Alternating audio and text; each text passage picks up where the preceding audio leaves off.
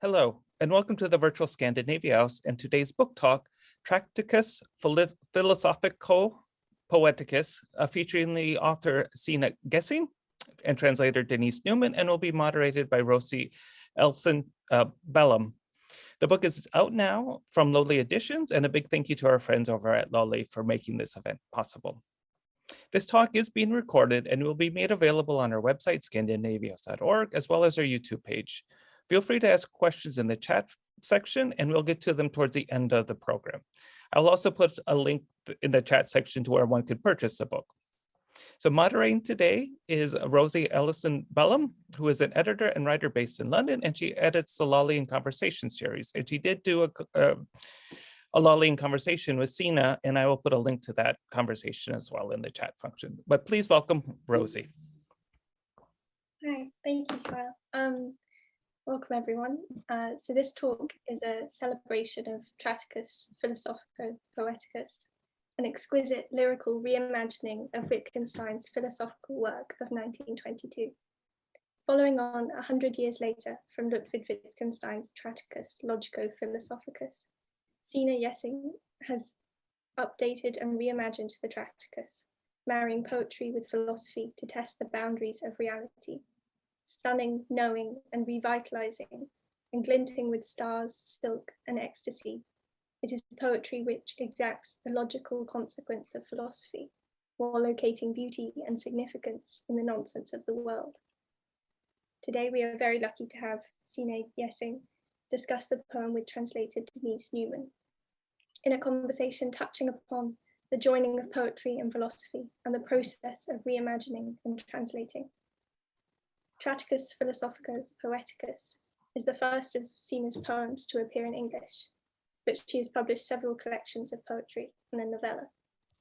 She is the recipient of numerous awards and prizes, including the prestigious Bodil and Jorgen Munch Christian Prize for Emerging Writers. And Denise Newman is a poet and translator based in San Francisco who teaches at the Californian College of the Arts. And she has published 4 collections of poetry and received 2 PEN Awards and an NEA Fellowship for her translations. So we'll now have 2 readings of the poem, first in Danish from Signe and second in English by Denise.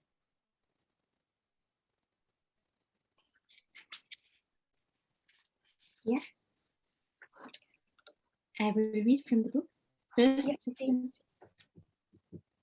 verden ser sig for, opstår så smuk. Her er verden. Virkeligheden smutter lige igennem her. Mulighederne opdager virkelighedens genvej. Verden opstår. Verden er alt, hvad der er oplagt. Verden forventes af væren. Det er alt. Væren lover de mulige verdener for meget. Verden. Roserne er måske lidt for fine i forhold til stjernerne. Rosens stjerner. Stjernerne skal lige sove på det.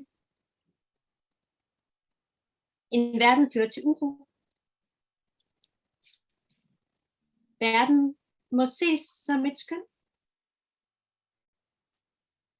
Det byder universet imod at universalisere sig alt for hårdt. Om sommeren universaliserer det sig helt løst. Et univers kan minde om en chance, når det mister koncentrationsevnen. Der skal ikke så meget silke til en ny universalisering. Fornemmelsen af at være i verden kan suppleres med lidt væren, hvis man vil. That's all. Thank you. And Denise? Yeah, now in English. The world looks out, then arises in beauty. Here is the world. Reality slips right through here. Possibilities discover reality's shortcut. the world arises. The world is everything that is evident. Being expects the world, that is all. Being promises the possible worlds too much, the world. Roses may be a bit too delicate when compared to the stars. Rose stars? The stars need to sleep on it first. A world leads to unrest. The world must be seen as an approximation. It goes against the universe to universalize itself too hard. During the summer, it universalizes itself so very loosely. A universe may seem like chance when it loses concentration. Not much silk is needed in a new universalization. The sensation of being in the world may be supplemented by a bit of being, if you like. Oh, thank you. Thank you. They're very beautiful. So I'm just going to start with the questions, with one for Signe.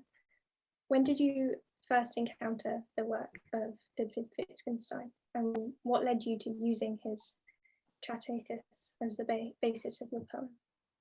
Well, I had it for a long time while writing my previous collections of poetry, which may not sound as something so acutely interesting to this book, but in fact there's a very direct link between all the books. So I had it in the summer. I remember the bookstore I bought it from, but I don't remember when I first encountered it. I just know I knew it was summer, and I instantly fell in love with the radicality of and the humility of Wittgenstein's sentences, and this way of grasping something which is huge and with a very tender touch, leaving everything undone when you have said it. So I instantly knew that this was the way I had to go while writing my second book, and this is the fifth book. So it's very many years ago, and then I felt that the world as dealt with in Wittgenstein's book was something that was beyond poetry. So I searched for this realm that lies beyond poetry for many years, and I used many of his sentences as inspiration for previous books, and then this one was in a way of getting out of this poetical space. And then I just knew that I had to say what cannot be said, and of course that was in accordance with the line of Wittgenstein in his Tractatus. So actually he was there for many years. Yeah, in your interview we did with Lolli, you said that your previous poetry collection, Ideal Events, was based off one of those propositions from the Tractatus. Yes. I'm wondering whether, is that the fourth book, or if you said it started with the second? This was the third book, actually. Okay. Yes. And this sentence was about in imagining sentences as situations, meaning that you can see it's articulated, that it consists of a chair, of a table, of a door, and you can sort of feel that there are small entities within the sentence. So you made a diversity within the sentence, and this was an idea of Wittgenstein in his Tractatus. And well, I used in Tractatus Philosophico-Poeticus a very specific I'm so sorry of my English, but a very specific sentence in his Tractatus, where he says, in the proposition there must be exactly as many things distinguishable as there are in the state of affairs, which it represents. And this diversity within a sentence, you can actually tell how many entities existing in the sentence, was something I used in Tractatus Philosophico-Poeticus, because there was an accumulation of entities that I wanted to transcend the world within the sentence, and by means of accumulating logical entities, that is words, concepts, so that you can say that you have the world and then you have everything beyond the world. So this was actually a very primitive way of transcending the world, simply using his idea of distinguishable entities. So in my third book, Ideal Events, which is event is a way of dealing with situations in poetry, I had a forerunner for this Tractatus book. Yeah. And Denise, was this your first encounter with him as well through this poem, or had you read Wittgenstein beforehand? No, I've been reading him for many years, actually, but just in my own kind of intuitive poet's way, like as inspiration. I've never really taken any formal study of Wittgenstein, but he is definitely the philosopher that inspires me the most. I mean, I have the most direct relationship to. And it's exactly that quality that Signe describes, of being able to describe things without pinning them down necessarily, but leaving some things open and mysterious. So he doesn't kill the mystery while still being very precise about things. And that was one of the qualities that really excites me about Signe's book, is that there's such precision, but within that there's still something very mysterious lurking all around it. Yeah.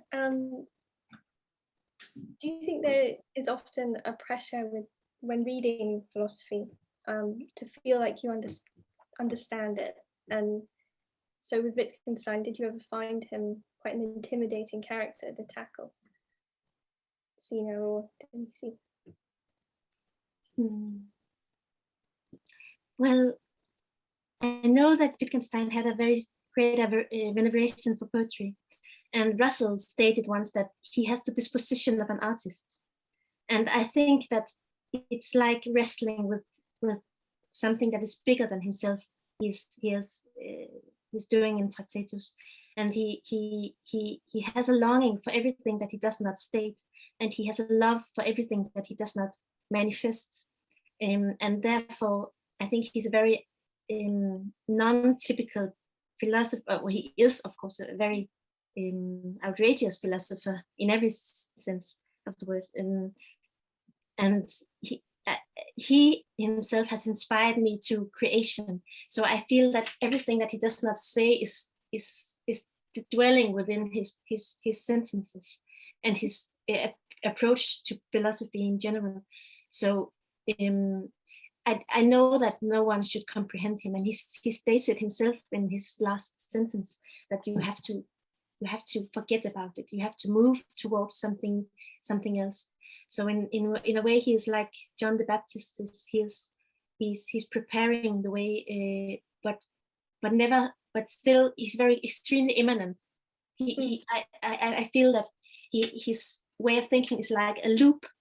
He always goes back again, but he introduces that which lies beyond, within that which is immanent. So yeah, but I don't know if that was an answer to your question, but just this way of dealing with something bigger than himself within something that represents himself. He's not a solipsist, but he says life is the world, and he is well, when he's not a solipsist, it's because I feel that he has a grasp of the universal, but of course you can argue that he is indeed well, manifesting the world within the borders of his own imagination. Yes. And I think that there's just such a radical, mystical, vanishing point of the self in his writing, so that even though he states solipsistic themes and sentences in his book, there's not it's not a pessimistic solipsism. I'm sorry. Yes, but I don't know. I never thought I should be. I'm not an expert on Wittgenstein by any means. I'm just a poet, but there are just some really crazy features that have inspired me so much, which I think Denise said it very fine about the features of his writing. You know, we are both writers, and I think we are very encaptured by the writing of Wittgenstein. Yeah. Could you talk about this kind of balance of using his work and fitting your own work into it, or your own ideas through it? Yeah. My idea was very much to make a new work. I wanted to, it should not be a comment on Wittgenstein in any way. It should not be there are so many, you know, I'm not it's not a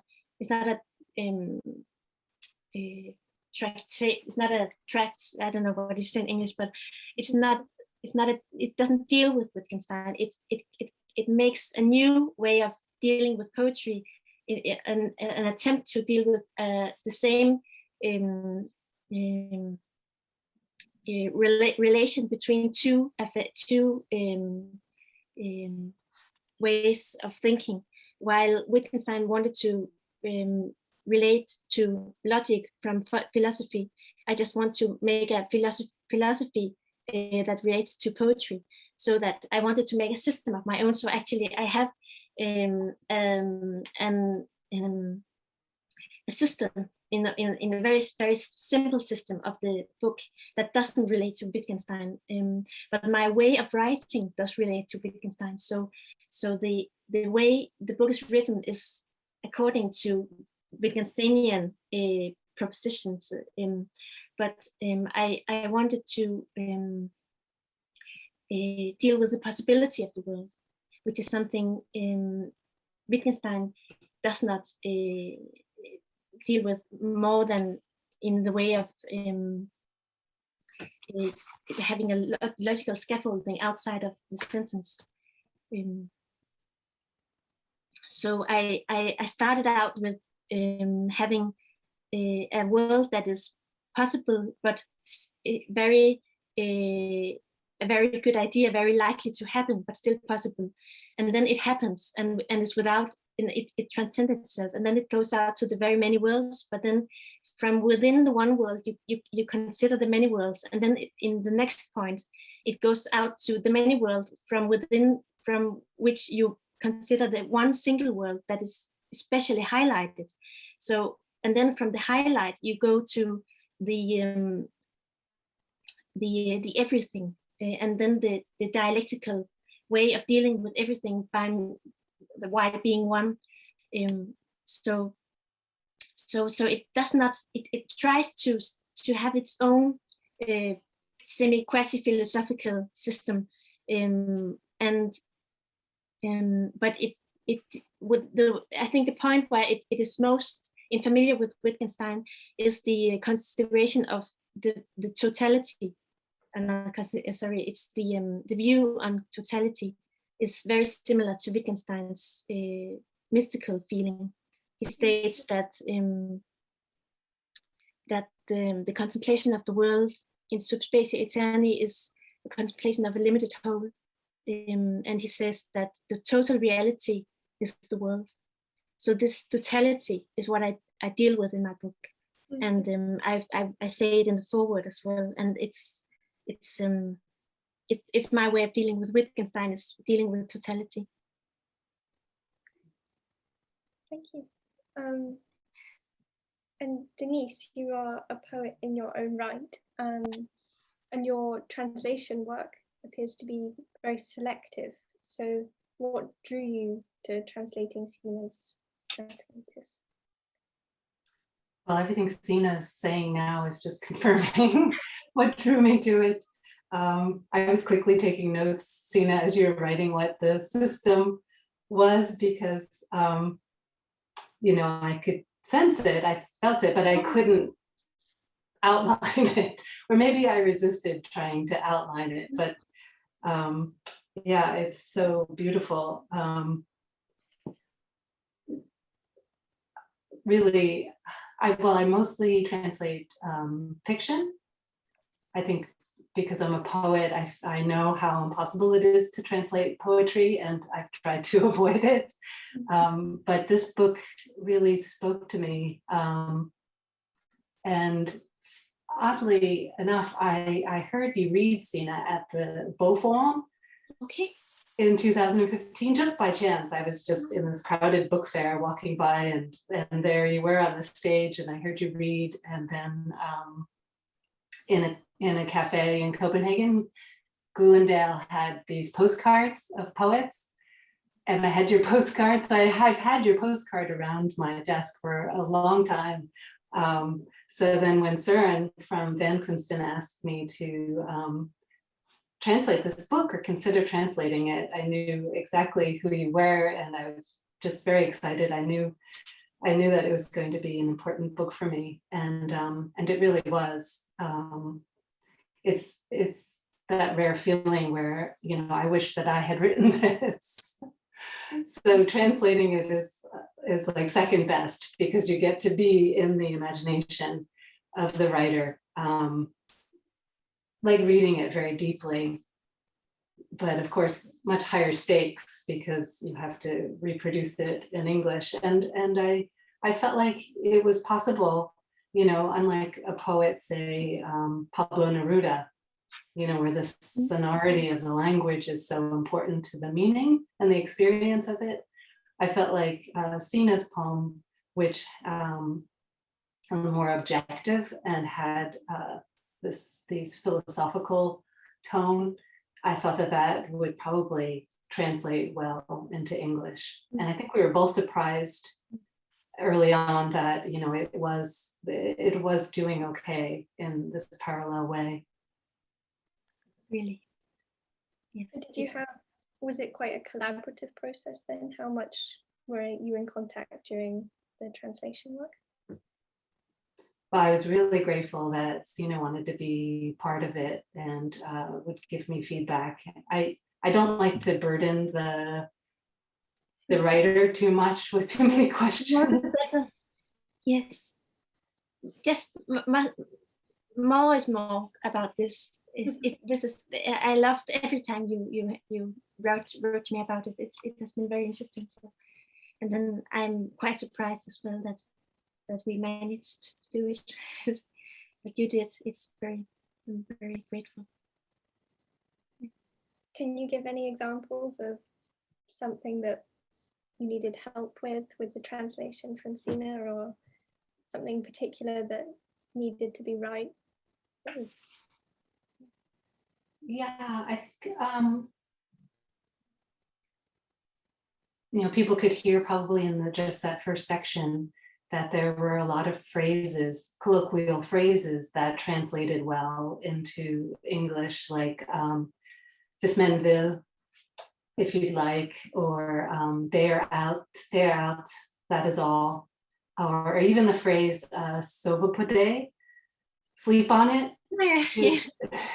Is basically the same in English. Yes. There are a lot of these beautiful correspondences, because Danish and English were the same language 2,000 years ago. They grew up together, and there are many words that are similar, and the syntax isn't that different. But that can also lead to troubles or misunderstandings, because especially with the work that's so subtle and refined as this, to be off just slightly you can miss the irony or the humor of the situation. So I have a few examples. Also, I think that the meaning is so it's very hard to grasp. So for example, in 522, med verden undgår kærligheden at skulle skabe. So trying to understand this, in a way I was interpreting it. And so my translation wasn't really a translation so much as an interpretation. And so I had to go through, with some of them, I had to go through this stage of like doing a translation that was more rough, that was more like an interpretation. So for that, I think my first stab at it was, in relation to the world, love stops needing to create, which was definitely too explainy, Yes. not as subtle enough. And I think Signe pointed that out to me. And then we ended up with the world, love ceases having to create, which is just a little rounder, more mysterious way. But it's interesting actually, because the Danish line doesn't say necessarily that, well, that comes in the English, it ceases, it did have to create, but then it doesn't have to create any longer. Is that so? It ceases having to create. Right. And that actually is beautiful, because it indicates that love is in relation to the creation of the world in a way that's something that goes beforehand. And in my sentence, it doesn't, it's more, it's like, oh, I don't have to. Luckily I don't have to. But it's in very much in relation to the idea of the book, that something is beyond, that precedes the world. And that is the love, I think is very much in accordance to the thought of the book. Yeah. And then the ceases is I think it's a beautiful word. Yeah. Okay. We touched on this a little bit, but the language you employ in the poem with this series of numbered propositions allows for this separation of ideas. And I was wondering whether you could talk us through the process of creating that structure. Obviously, it was based off Wittgenstein, but it's your own kind of structure, scaffolding of yeah. Well, I wrote it as notes that didn't, and then I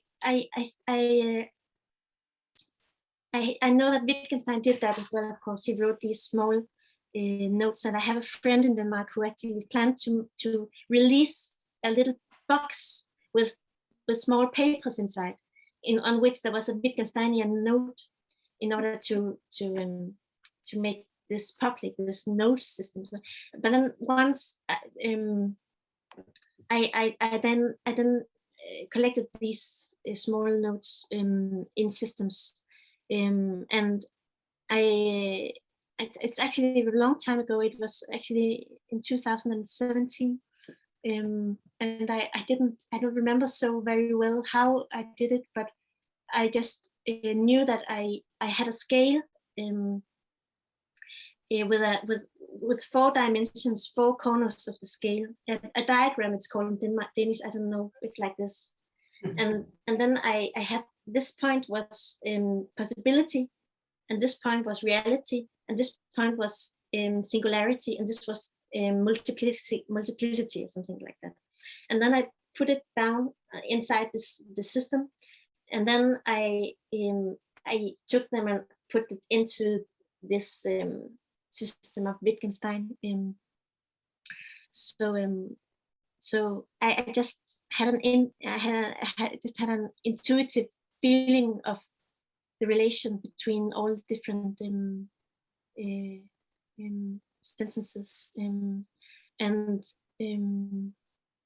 actually I had a point 8 as well, a number 8, that should be something like a union between the world and the beyond, where there was some affirmative phrases about the world being almost divine, and it was very inspired by Benedict Spinoza.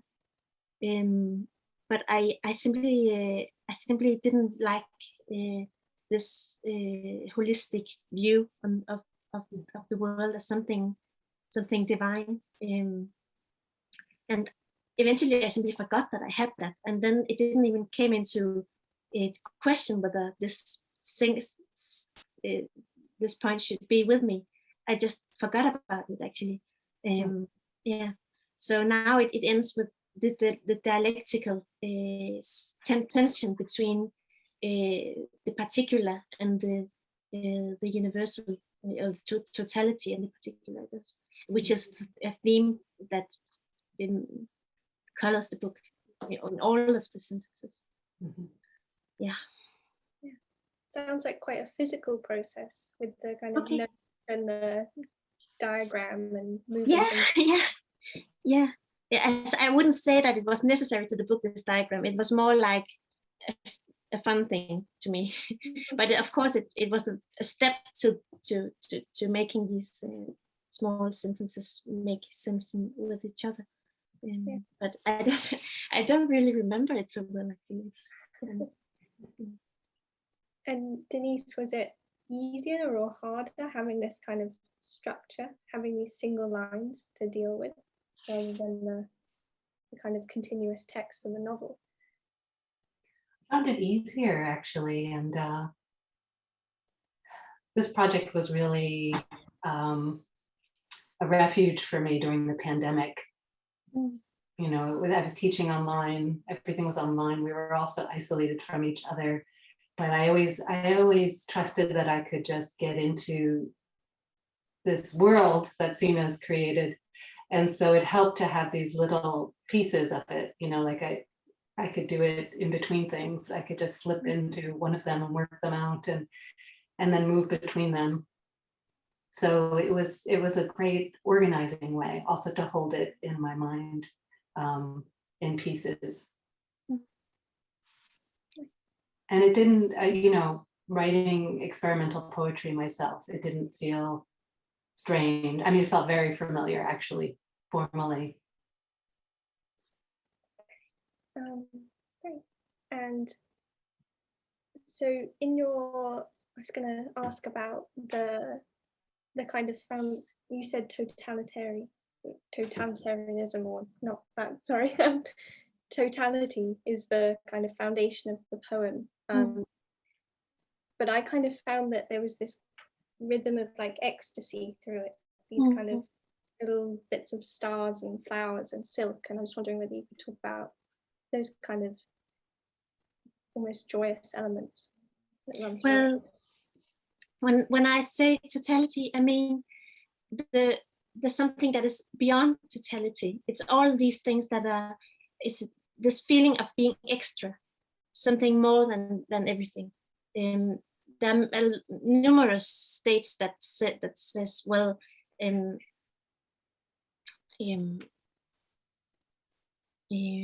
well, can I find it somewhere? Well, Denise knows well, but from this point, I'm beyond, and the world is an extra loop, and all these being extra than the world, something that is beyond, and I deal very much with the totalities in order to feel like being beyond this point, this step, and I had it in a way of it was my way of writing. I felt that I said something that was very, very big, and then everything I said after that was something like stopping a fire with water, like putting it down because you already said too much. And so, of course, the silk is to me a symbol of transformation, And also it's a simple, it's a picture of the poem itself, because it has no space in it. It has two sides, and from very early on in the process with the poems, I felt like these poems were like borders in itself, something that switches and that you never know on which side you are. So that the sentences would be like linen or silk, that you cannot grasp. You cannot. It just changes side when you try to grasp it, and I think a foundation for being in ecstasy was, first of all, having done with the world, as Wittgenstein says in one of his notes, having just put the world inside the inside the closet, and then you're free. So many of these ecstatic lines comes in collaboration with something very universal and absolute. Yeah. I think these nouns, these few very sensual nouns, really stand out in this context, and so there's like a hyper realness to the word, for example, silk or shampoo, and people really go to that. I've noticed in reviews and in the blurbs, like people latch on to those words because it's like we're encountering them for the first time, because you've shown them in this other context. And that, I think that contrast, and also how you're moving back and forth, like the scale is changing so dramatically. Like one of my favorite sections, you say the world's lightness is not the same as its ecstasy. The world weighs less than my problems, but a universe and universality use the same size idea. So like you're using something, like these measuring instruments or ways of looking at things and comparing things, but in this more cosmic way. It's like you're bringing the objective and the subjective together so that we can grasp just a little bit of the vastness of everything. There's also a kind of fragility and kind of temporary nature to things like stars and flowers, and like you say, holding silk, you can't quite get a hold of it. That kind of, it's that mysterious Wittgenstein coming back. But I actually knew that I tried to. I've been a little more curious previously with strangeness of the everyday objects, and I try to make them more seldom in this book, which I'm very pleased. I'm very great thankful for this. Thanks, Denise said that they feel hyperreal. That's great, but I think they're also thrown into weightlessness, and they're quite seldom in this book. There are not so many of them, but when they are there, they I think they have confidence. Yeah. Related to that, from translating fiction, I'm often trying to really streamline the sentences, because there are some phrasings in Danish, like you would say, for example, it is the sun which warms everything, so I would just write, the sun warms everything. And so I was just automatically doing that with some of the phrasings of Signe's, and then it was really helpful to have you describe like the necessity of those little words, with giving texture, giving this kind of sensation of thinking. So for example, 7.31.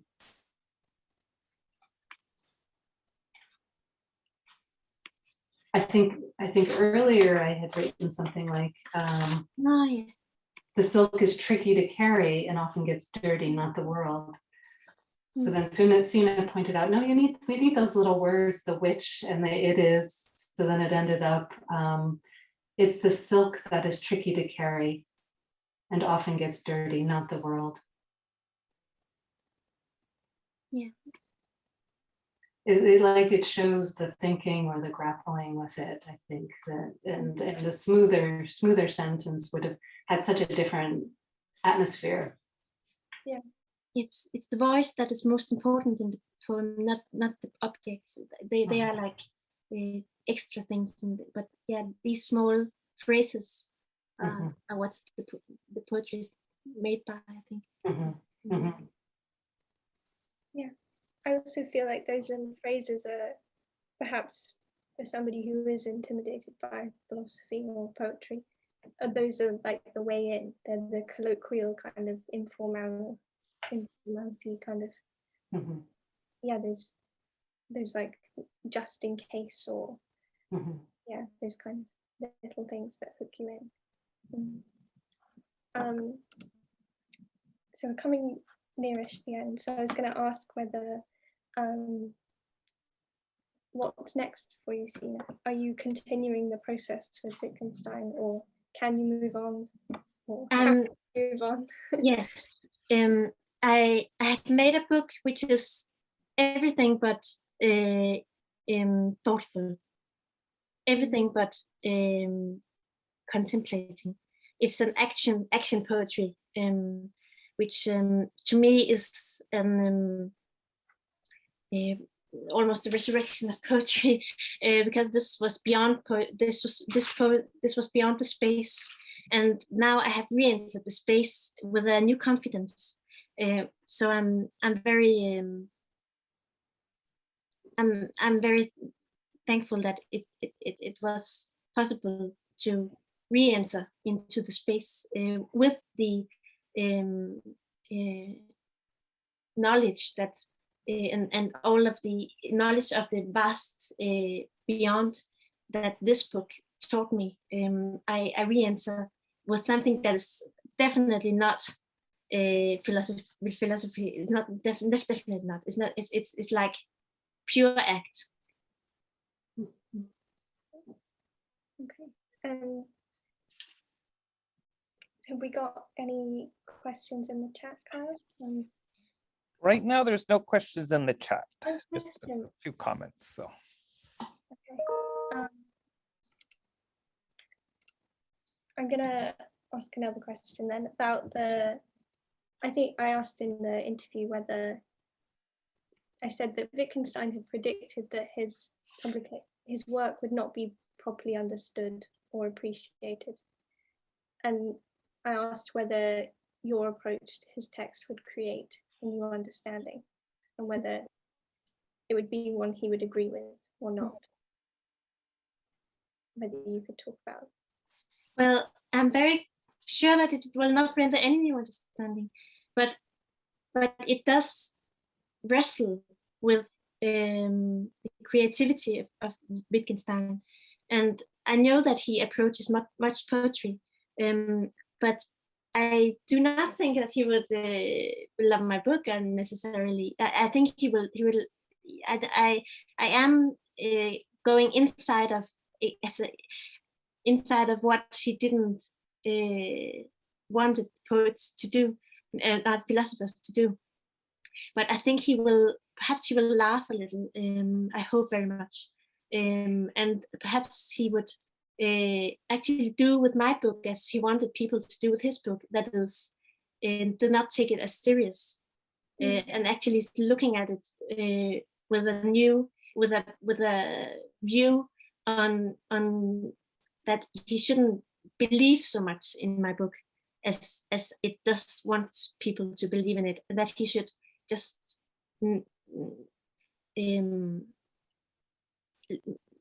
see it as a jump, and perhaps if you could see it as an audacity, I would be very happy. But I don't think he would like my foreword, but I think he would perhaps read the poetry because he loved poetry, and that therefore I would love him to read it, of course. I was curious in the forward where you write, Signe, about the self-creating, the poem's self-creating. Yes. Yeah. Does that describe your process? Yes. Yes, that is the poet. Yes, it does. Poet sentence that self-create into poetry. I think it was the line you wrote, and this feeling that the language is creative itself. And this is actually we have in Denmark a great poet and priest named Grundtvig, who is author of Psalms, and he stated the word creates what it nævner, Denise. It mentions, yeah. what the word mentions, it creates. So that so you have a you describe something that's already there, but in way of describing that you create it. So you're co-creative with what you describe, and this dialectical view on saying something that is already there, but is coming to life while saying it is just it's a double joy, and you become, well, in my opinion, you become ecstatic when feeling this co-creativeness of the world. And one of my great favorites, also Novalis, has said that also that there's a creative world, den skabende verdensbetragtning, a view on the world which is creative. So, and I think this is the audacity and the humility of Wittgenstein as well. Yeah. So, but this was very much my way of writing, and is always my way of writing. Yeah, that you create something that is alive, of course, and which is not just as a description. Yes. And it's a sense of co-creation. You're creating yes, it is. Yeah. And you have to be really humble. You really have to, and that's why Wittgenstein loves the totality. I think that when it rains. So you say something new without having said anything new. Yeah. And that has this doubleness of these two approaches has always been important to me.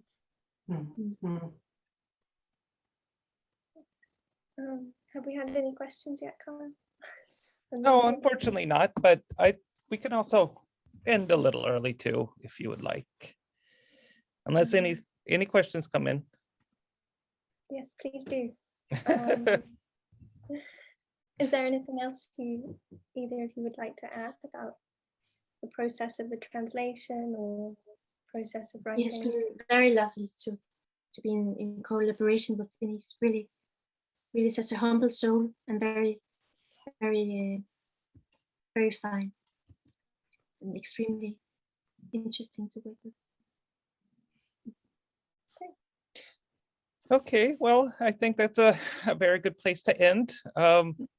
Thank you so much, Signe and Denise, for participating in this wonderful conversation. I put a link into the description. I put a link in the chat function to where you can purchase the book, and also to Rosie's conversation with Signe. Thank you so much, Rosie, for moderating, and thank you so much, Lolli, for organizing and publishing the book. Yeah, and I hope to see everyone very soon. We'll be continuing to do virtual book events at Scandinavia House, virtually as well as in person. So we will continue to do this process. So I think that's it for me. And thank you again. Okay, bye. Thank you. Thank you, everybody. Yes.